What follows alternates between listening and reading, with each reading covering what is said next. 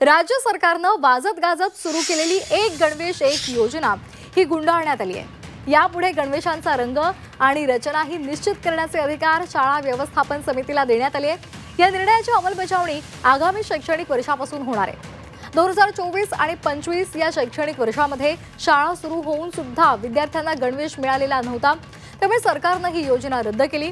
विद्यार्थ्यांना आकाशी रंगाचा शर्ट आणि गडद निळ्या रंगाची हाफ किंवा फुल पॅन्ट, तर विद्यार्थिनींना गडद निळ्या रंगाचा पिनो फ्रॉक, आकाशी शर्ट आणि त्याचबरोबर गडद निळ्या रंगाचा स्कर्ट असा गणवेश ठरवण्यात आला होता।